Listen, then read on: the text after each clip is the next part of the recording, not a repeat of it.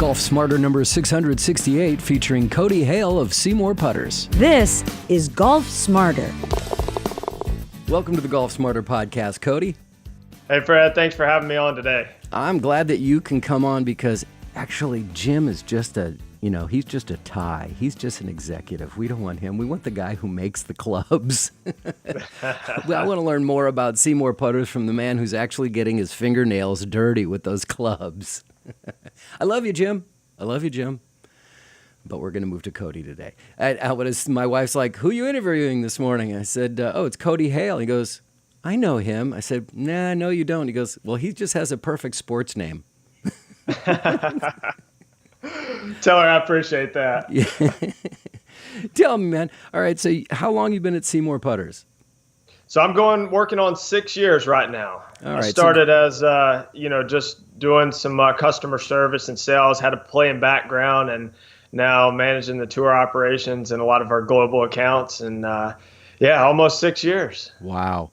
Well, that's what I want to do here. Let's establish what it is that you do. Then we'll talk about how you got there. And then we're going to talk about the Seemore putters and the different putter heads and the different styles and how a fitting works, what to look for in a fitting. We'll cover all that stuff because this is our final week of our Golf Smarter giveaway. And our prize we've been building up to since August is a Seemore putter.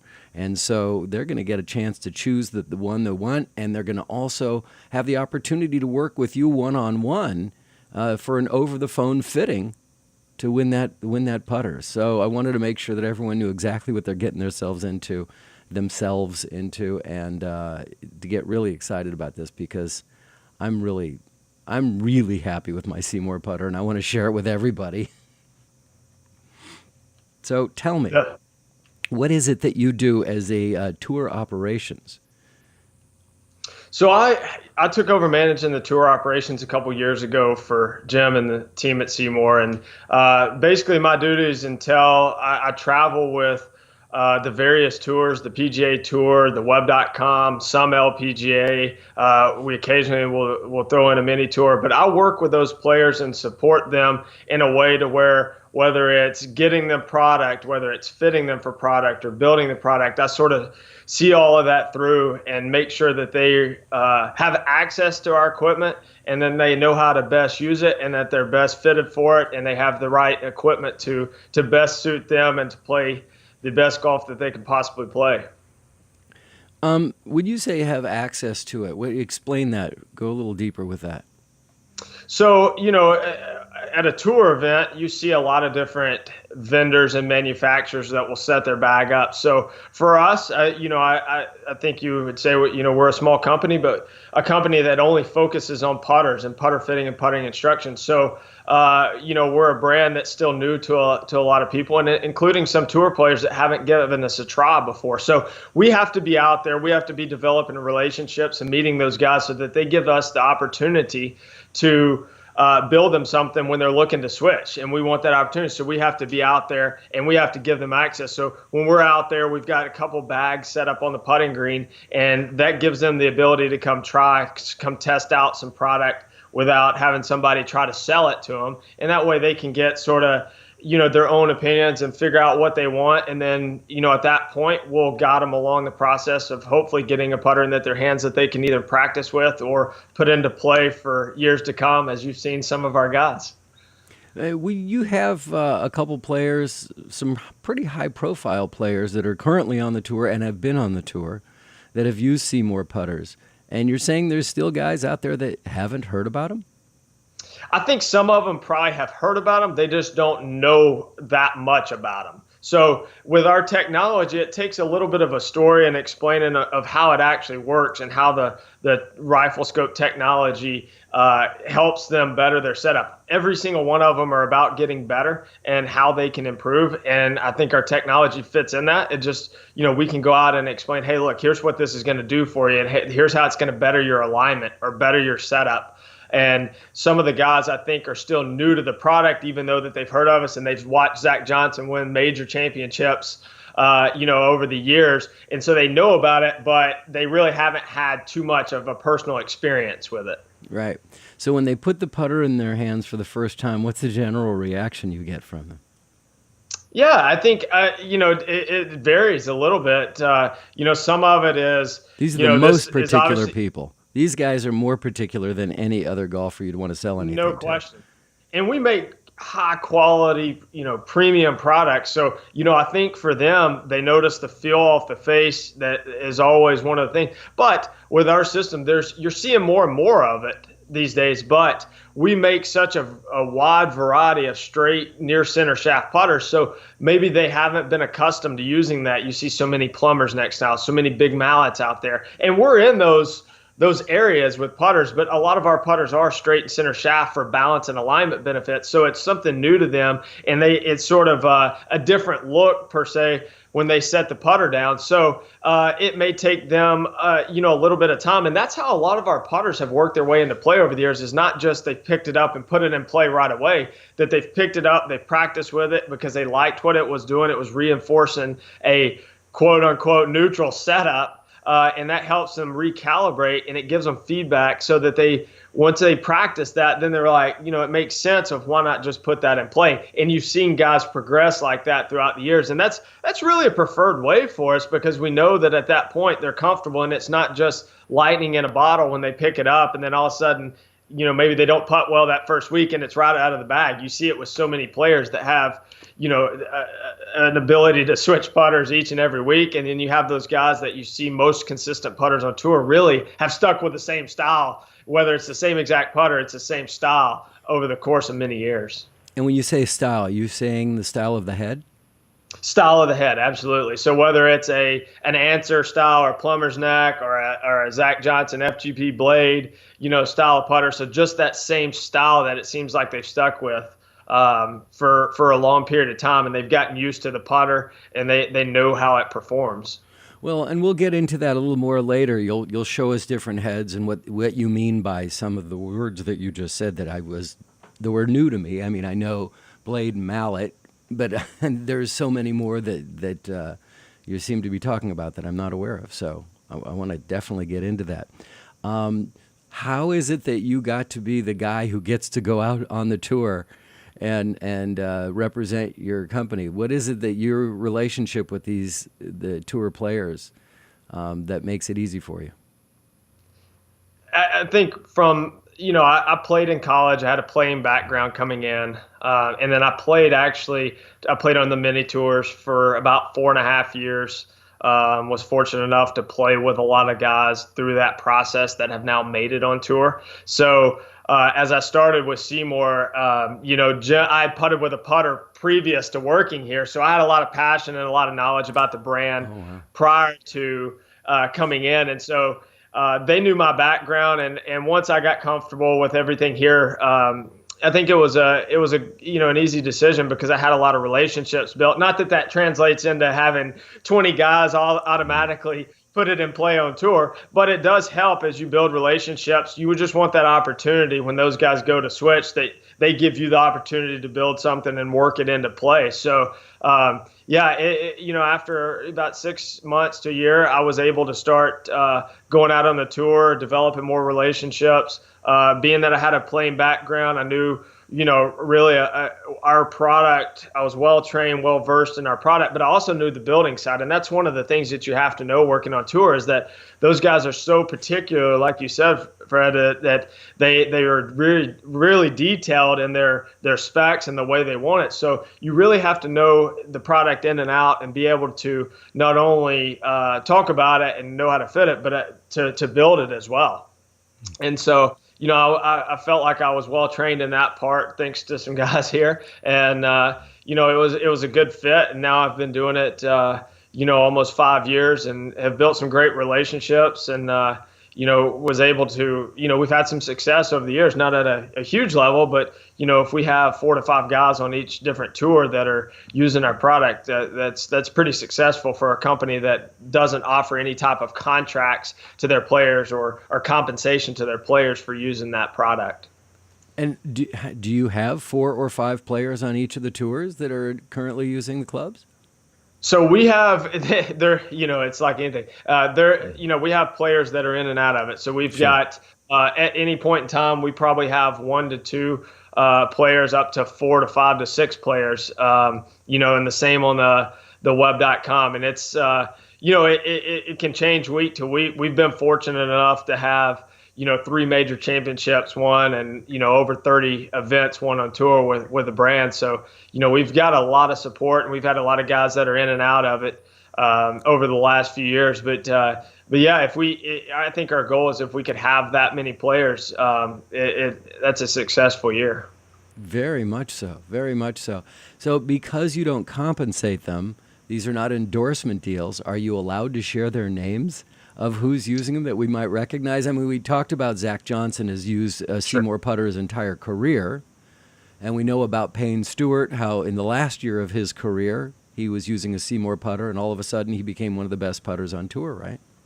Absolutely. And, Russell Knox has been, one of the guys that a lot of people don't know that he won with a putter back in 2011 on the web.com. And then he won also in 2016, the Travelers Championship. So he's had a long, really a long pass with our putter and really a good relationship. We love Russell, and he's been in and out of it. The likes of Ernie Els, who really changed his, the latter part of his career with our putter and, dramatically improved his stats. Wow. We've had Nick Faldo has used it. So we've had a lot of players over the course of a few years that, Von Taylor, DA Points have all won with the putter in the past. So it's been a brand that I think that, a lot of those guys have had some experience with, and that they will always sort of go back to because they've had positive experiences with it. So you never know when you might see it show up in their hands.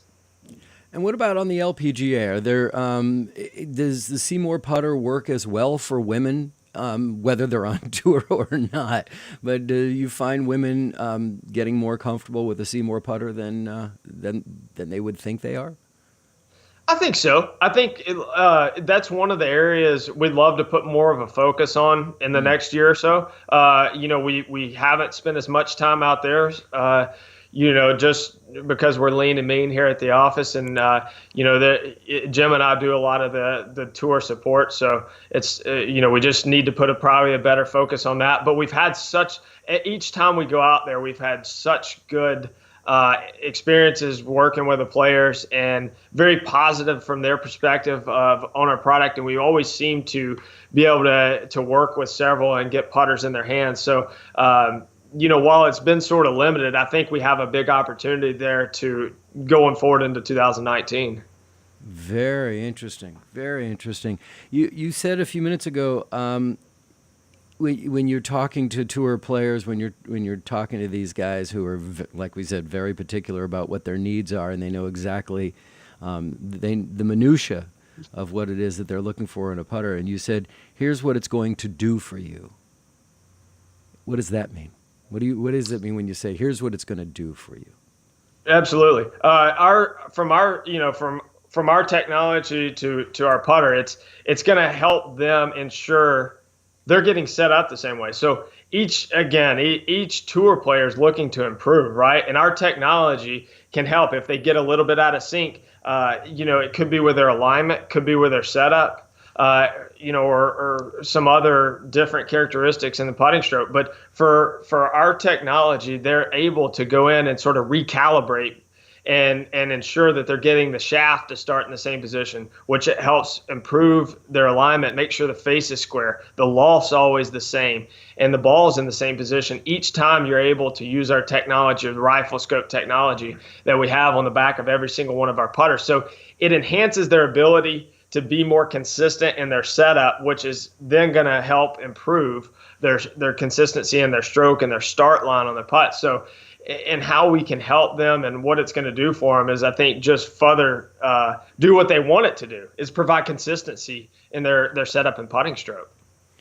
I know personally, I've always been the guy who's drawn the line around the golf ball so that I can get myself set up on my putt, beyond driving, but just on putting, that I can line up the ball to where I want the direction to go, or what my line is, and I can step over it. Now, I've always felt like I've been, pretty good at lining it up, but I'm not always making putts. And that's what blew me away about putting the Seemore putter in my hand, is that you've got this, what you call RifleScope technology, that enables me to be totally confident that I'm lined up properly.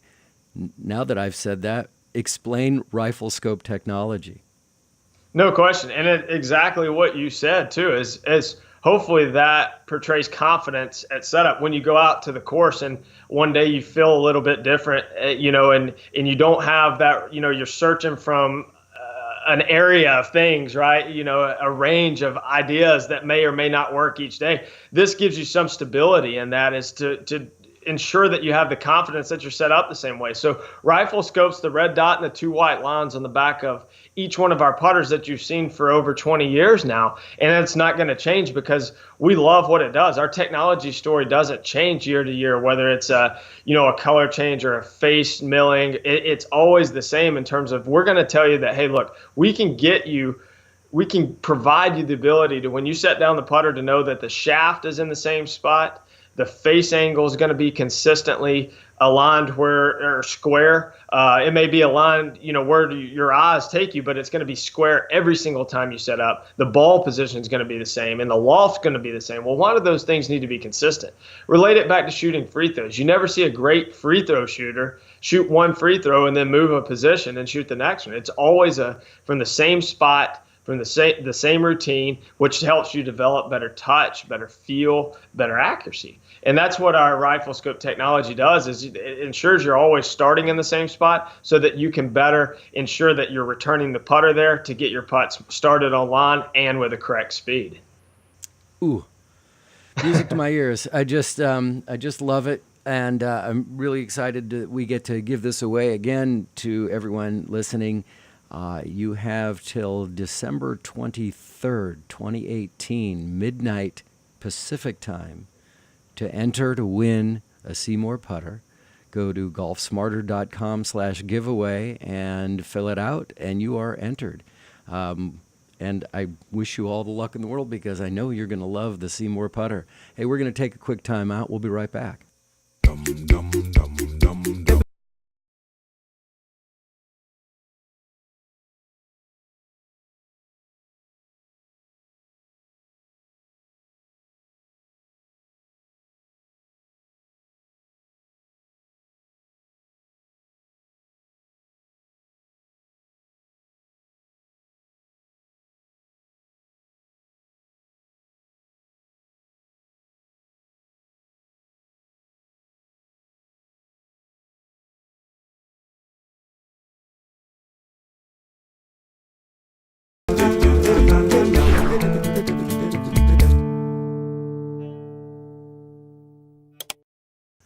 All right, Cody, thank you so much. Again, Cody Hale is in charge of tour operations for Seemore Putters.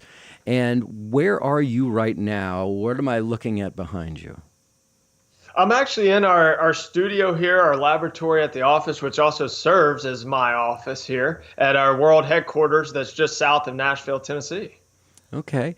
And so behind you, I see some awesome, I see the U.S. Open. I see some great photographs, but I see a line of putters on that wall.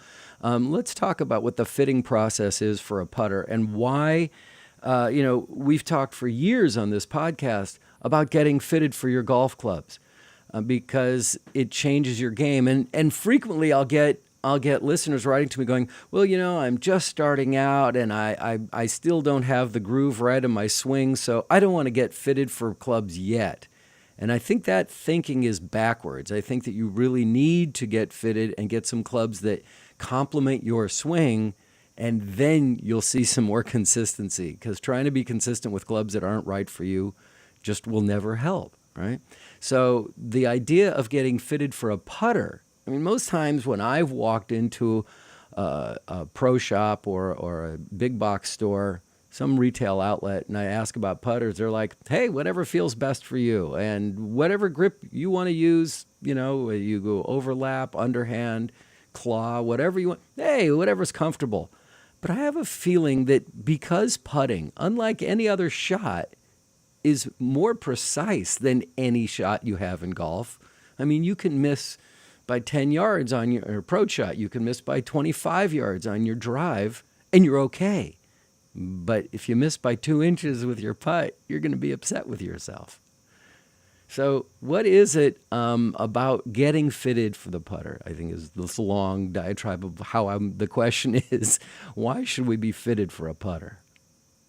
I think, and two, like you said, most golfers, whether it's beginners to great amateur players to tour players, a lot of them haven't been, fully fit. And for an amateur golfer, like I think you mentioned, is that it's very important to get fit. And I think that thinking is backwards, is because for our process, we blend a little bit of instruction with a little fitting, and that we've compiled our intellectual sort of property per se from years of working with the tour players and amateur players and the different instructors, around the world. And we've compiled this to put together sort of a formula. And we believe that there's a little instruction with a little bit of fitting, and that's vice versa as well. So, I think it's very important to make sure that you have the right equipment, and more than anything, the right length and loft and lie angle, whether it's the head style, but surely the specs of the putter are, hugely important, because that's your measuring device for how do you get in the same setup. You see so many players, and I see them in here when they come into our lab, and I know we see them on tour and we see them when we play golf, is that you see so many players that have sort of formed let's say their setup or their posture to the equipment they use. We'll just make it work is the mindset, right? We go out, we try it in the retail shops or wherever we're going to buy our product, and we haven't had anybody per se guide us along the way, and we just pick up a putter or pick up a club and we're going to make it work. So for putters in particular, we're using them 40 to 50% of the time, the most used club in the bag, but yet it's the least focused on, especially when you're fitting. If you talk to any of the fitters, most people are coming in to gain 20 yards and not to make more putts. They want to make more putts, but to ensure that we do that, I think it's important to be fit. And I see it more now than I ever have on sort of this side of it, because we use a technology called SAM Putt Lab, and it's really cool information.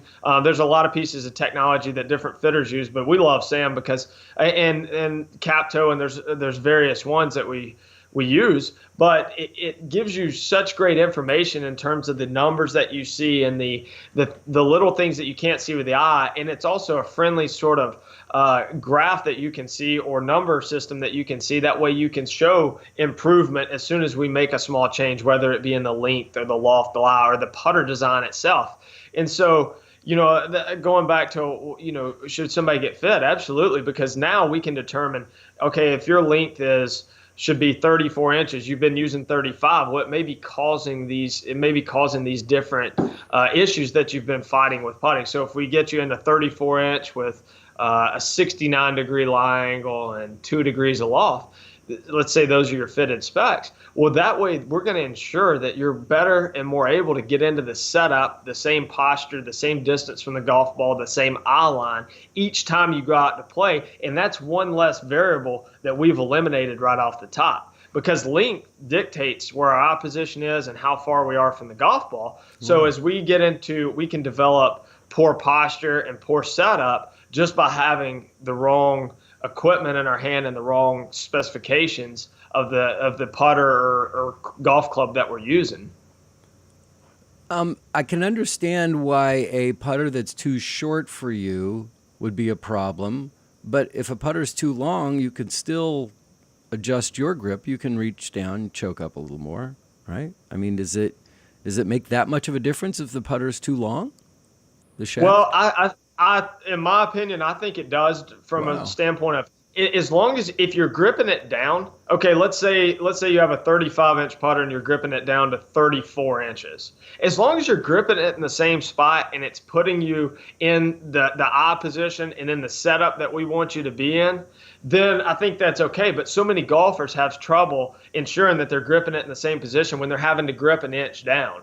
So what we try to go in is, unless it's a counterbalance option, and that's another subject. But, for most golfers, it's easier to just grip it, underneath the cap at the top. So because they can ensure that they're gripping it exactly in the same position every single time. And then if a putter's too long and they're gripping it at the top, it can make their arms tucked in a funny position. It can let their arms relax too much. It can back them off the golf ball too much where they can't actually aim the putter because their eyes aren't on the target line. It can affect the stroke, too much rotation in the stroke maybe, or make them compensate too much. So I think the whole idea of having the right length and the right lie angle ensures that our posture is going to be set up. We can ensure, because we want to be in some type of athletic posture, right? Or some type of quality posture. And I think that's where most golfers struggle, is that they've either tried it themselves or that they have the wrong equipment, and that they go in and they just make that work. Well, they come in and you look at them and you say, well,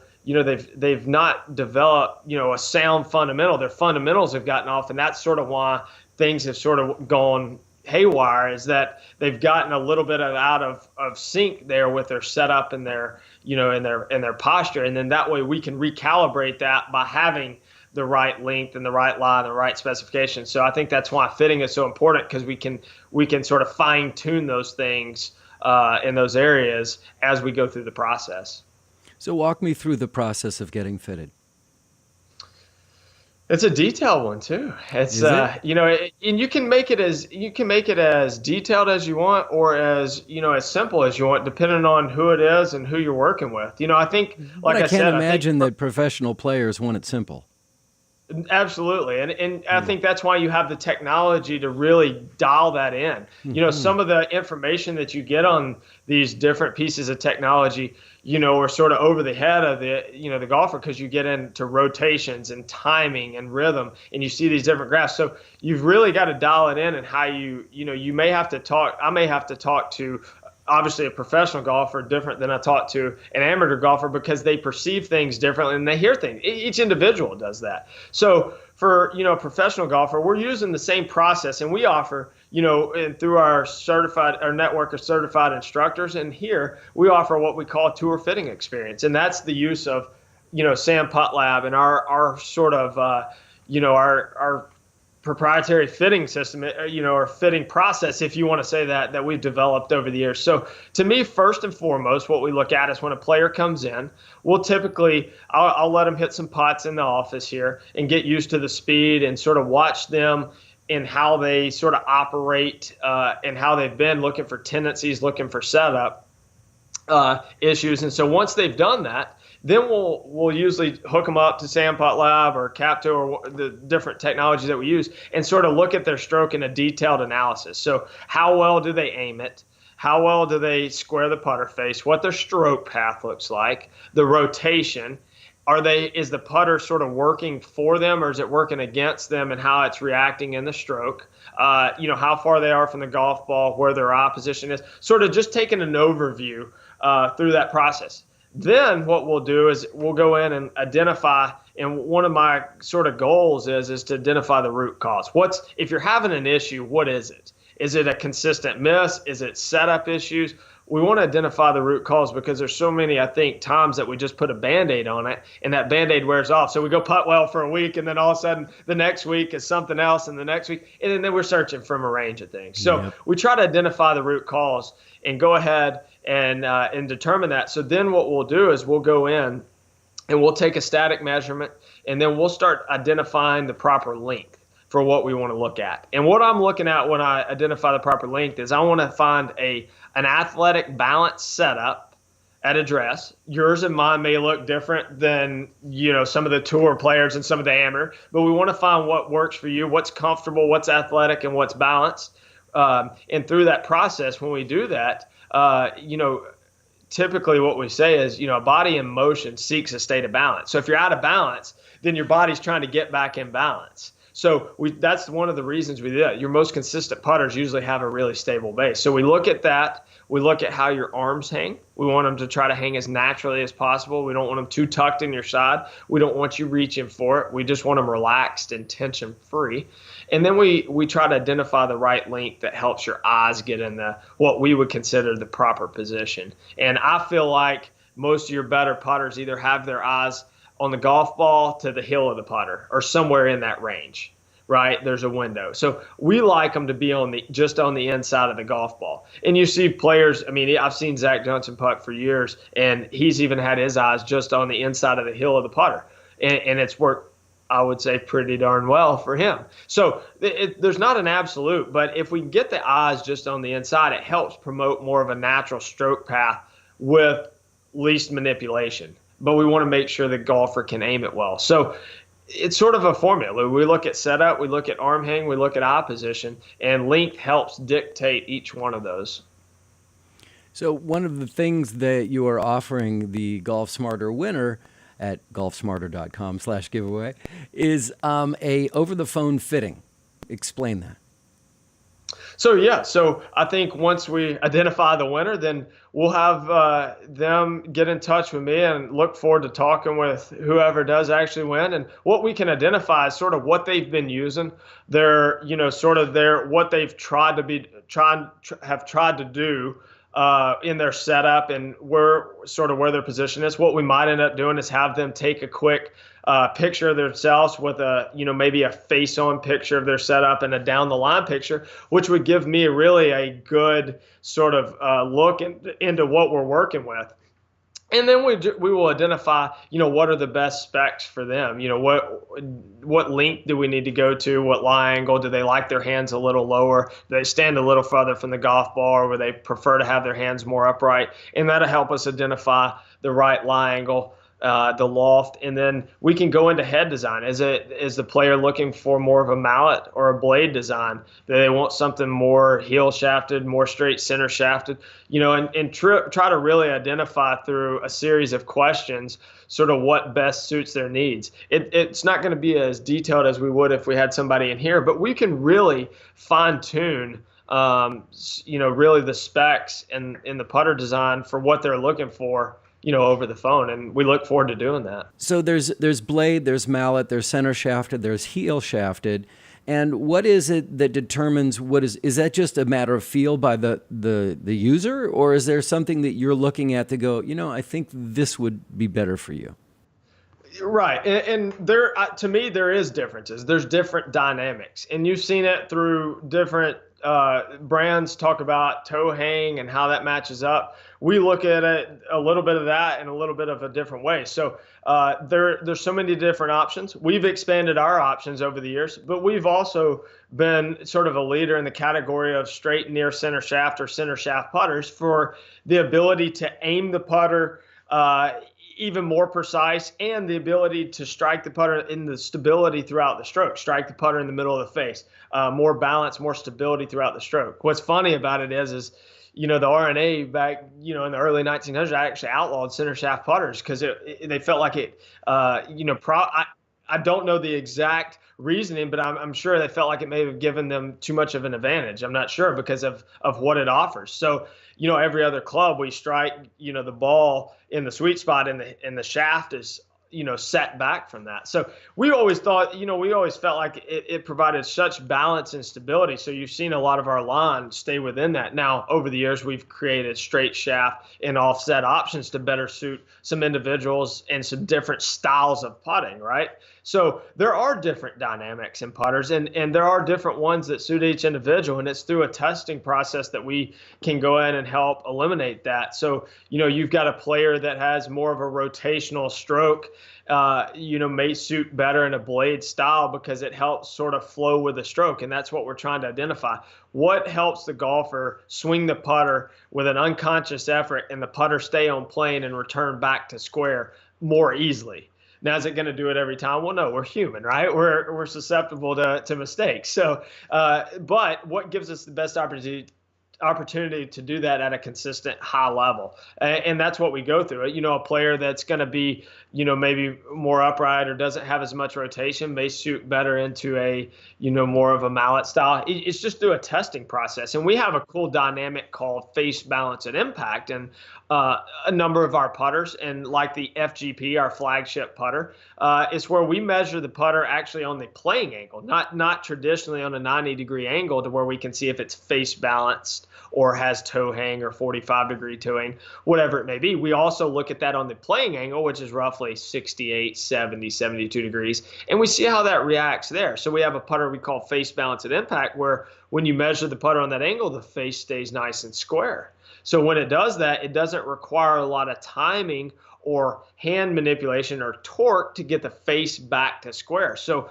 for a lot of golfers, such as Zach Johnson, he's one of the ones that has used that style of putter. It just stays on plane longer and more easily allows golfers to start putts on line should that suit their type of stroke. So we look at all those different types of dynamics, and I feel like there's not one right putter. I mean, does size 8 shoe fit everybody? No, we have 8 to 11 in most stores, but there's so many different options, and you know that's why you see so many different options. And a putter head strikes confidence through its beauty, right? But we also have to make sure that it matches up to our stroke and our type of setup.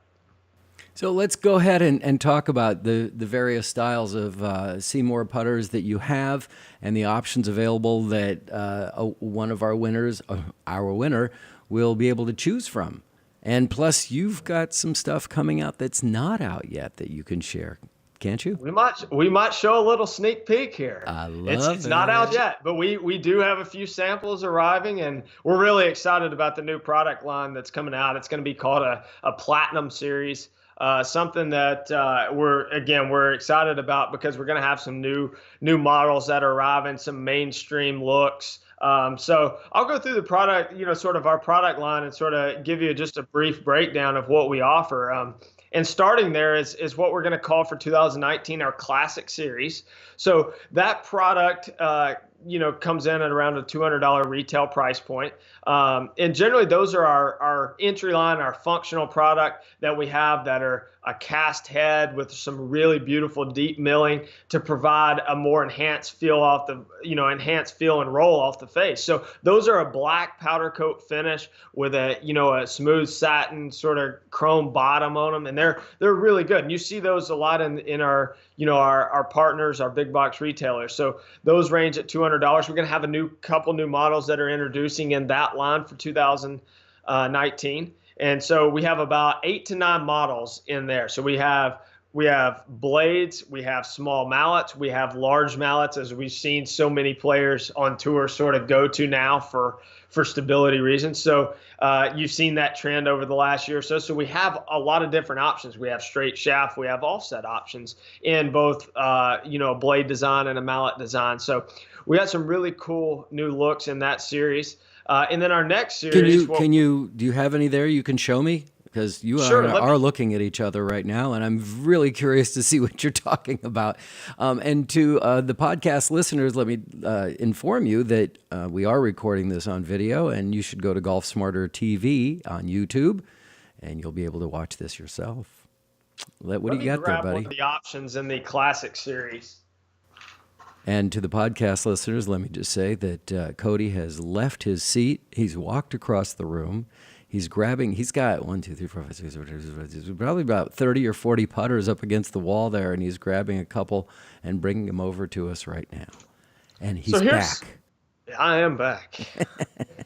So here's what we would call the Classic Series, and this is a model that we call the Tri-Mallet. So you can see the black finish I'm talking about, and you can see the milling that we represent on this line, which is a deep swirl mill.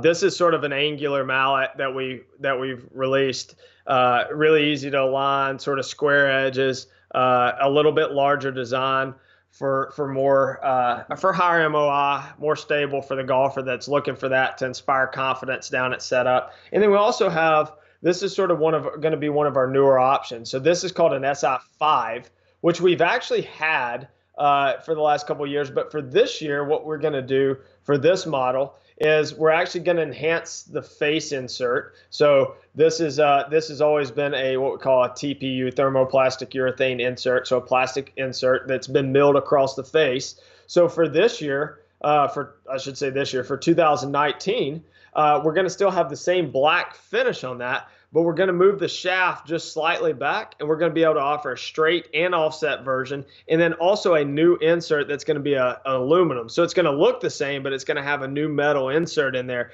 and it really does. We've had some samples in our office like you see there. It really feels amazing. So we're going to have, it's unbelievable, and the feel, it's really enhanced. So we're going to have a lot of those options in the Classic series for really our entry-level price point at $200, and that's exciting. But what we're really excited about is the new Platinum series, and this is probably going to be one of the years that we've had our best product line available. So the Platinum series is going to feature really 5 new head styles that are starting to come in. I've actually got a couple I'll give you a sneak peek of. But one of the head styles that we're sort of fired up about is the one you like, is the M5X. So that is a private reserve putter that we built last year with so much detailing, so much milling. It was actually a 2 metal material putter that has the aluminum insert. I'll hold mine up here. Yeah, there you go. Blue line, sight line. Really a lot of detailing in that putter. So that was in our private reserve, which is around a $450 putter.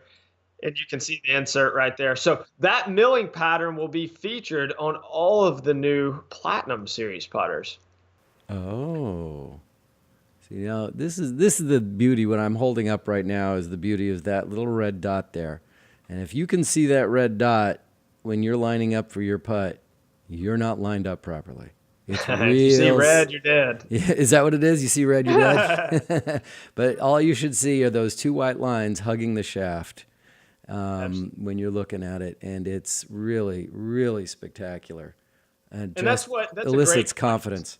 It just elicits Absolutely. confidence. The 2 white lines are what really set the RifleScope apart, because once you see those, you have the confidence and you know it's setting down the same way. So that's a beautiful putter, the M5X. So that will actually fall into our Platinum series because you can see the silver finish, the beautiful finish that's on the putter. So one of the new models is going to be called an M5HT, which is actually built off the profile of your M5X. And this is what it looks like. This is a quick sneak peek here. So you see all of the same milling lines, all the same detailing, but now you have this cutout. So essentially the M5X that you have, Fred, has just the back there. This just has that cutout, which you've seen on tour, and a lot of tour players have used. So you see the difference there in those two. This will be obviously in our Platinum series, and you can see the face milling, which is very consistent. But what you will notice new is you see a sniper scope here.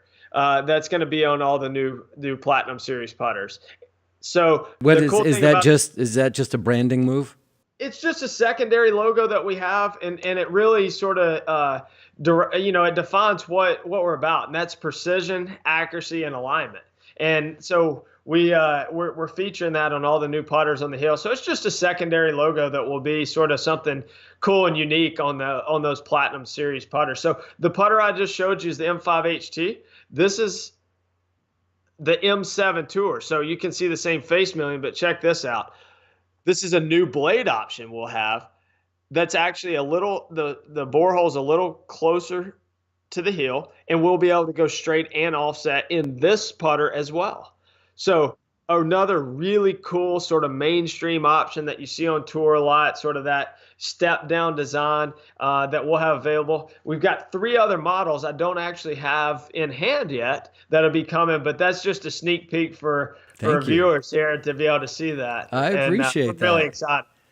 And also, you have your own line of grips. So we have a various number of grips. So we've got pure grips, we've got golf prop. We try to have a variety of grip options for our consumers. So when they come in, we want to give them that tour type feel. So a lot of times they can only get a 34 or 35 inch putter.